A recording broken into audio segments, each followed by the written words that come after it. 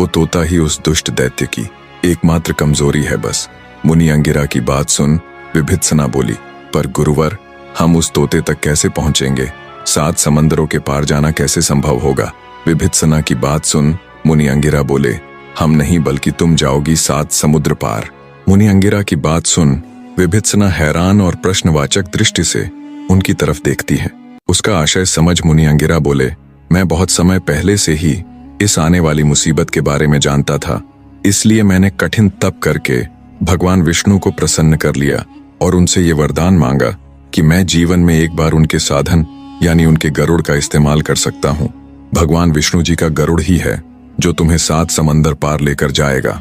मुनि अंगिरा की बात सुन आचार्य काश्यपंत और विभित्सना दोनों के चेहरे पर कुछ समय के लिए सुकून के भाव उभरे, पर अगले ही पल विभित्सना फिर बोल पड़ी, गुरुवर, लेकिन वो 7 दरवाजे मैं उनको कैसे पार कर पाऊंगी? विभित्सना की बात सुन मुनि अंगिरा कुछ नहीं बोले और आंखें बंद करके ध्यान किया।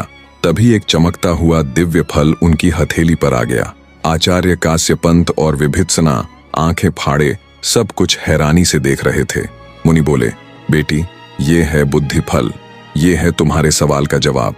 इसे खाने से तुम्हारी बुद्धि हर रूप से विकसित हो जाएगी, जिससे तुम उन दरवाजों की गुत्थियों को बड़ी ही आसानी से हल करते हुए उनके सवालों का जवाब दे पाओगी। मुनि अंगिरा की बात सुन विभित्सना अब तक उम्मीदों से लबालब भर चुकी थीं, पर एक बार फिर उसके दिमाग में एक सवाल कौंधा। बोली, माफ करे गुरुवर, पर भगवान विष्णु के गरुड़ और इस बुद्धि फल को खाकर तो कोई भी उस दैत्य का सर्वनाश कर सकता है, फिर मैं ही क्यों? आपने ऐसा क्यों बोला कि मैं ही हूं जो दैत्य त्रैलोक्यसुर को उसके मकसद में कामयाब होने से रोक सकती हूं, जबकि आपके द्वारा दी गई इन शक्तियों के बल पर कोई भी ऐसा करने में सक्षम है?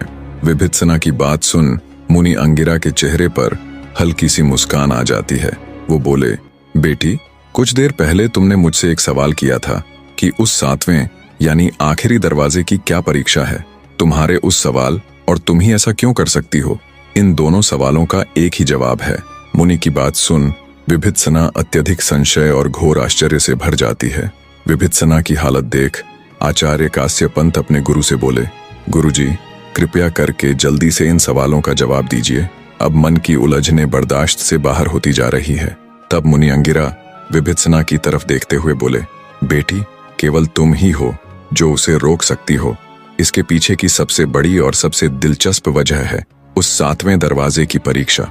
वो 7वां रहस्यमयी दरवाजा एक साधारण दरवाजा ना होकर एक बहुत बड़ा आईना है।